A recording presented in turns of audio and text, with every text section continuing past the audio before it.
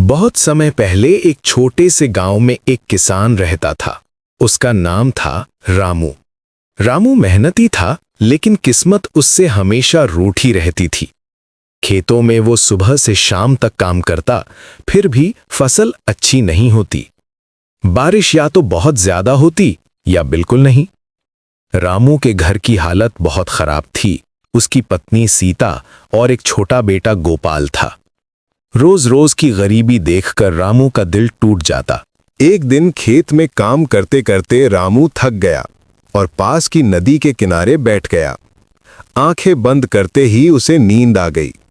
तभी अचानक नदी से हल्की सी चमक निकलने लगी और एक बूढ़ी औरत प्रकट हुई।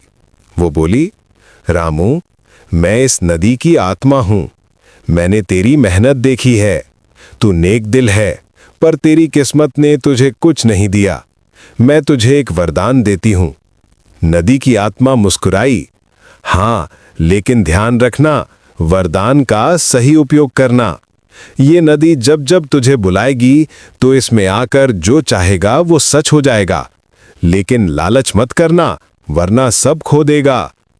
रामू ने हाँ में सिर हिलाया। अगले दिन सुबह जब रामू उठा तो उसके खेत में अद्भुत हरियाली छाई हुई थी।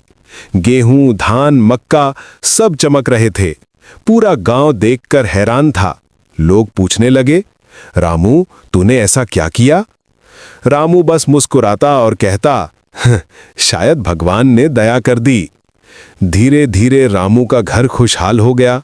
उसकी पत्नी और बच्चा भी खुश थे। लेकिन इंसान की फितरत है कि जब सुख आता है तो लालच भी बढ़ता है। एक दिन रामू ने सोचा, अगर मैं सोना मांग लूं तो? वो नदी पर गया और बोला, हे नदी माता, मुझे सोना चाहिए। तुरंत उसके घर में सोने के सिक्के भर गए। अब तो रामू गांव का सबसे अमीर आदमी बन गया। लेकिन अमीरी के साथ अहंकार भी आ गया। पहले जो रामू सबकी मदद करता था, अब वो दूसरों को तुच्छ समझने लगा। गांव वाले उससे दूर होने लगे। उसकी पत्नी ने समझाया, रामू, ये सब कृपा है, घमंड मत कर। लेकिन रामू ने उसकी बात नहीं मानी। एक दिन उसका बेटा गोपाल बीमार पड़ गया। कितनी भी दवा दी, कोई असर नहीं हुआ। रामू घबराकर नदी के पास पहुंचा और बोला, नदी माता, मेरे बेटे को ठीक कर दो, मैं कुछ नहीं मांगूंगा। नदी की आत्मा प्रकट हुई और बोली, रामू, याद है मैंने क्या कहा था? लालच मत करना। तूने वरदान का गलत इस्तेमाल किया। अब इसका परिणाम तुझे झेलना होगा। रामू रो पड़ा, माता, मेरे बेटे को मत लेना। नदी माता ने कहा, तेरे बेटे की जान तभी बचेगी अगर तू अपनी सारी दौलत त्याग देगा। क्या तू तैयार है? रामू बिना सोचे बोला, हाँ, मुझे सोना चांदी नहीं चाहिए, मेरा बेटा चाहिए।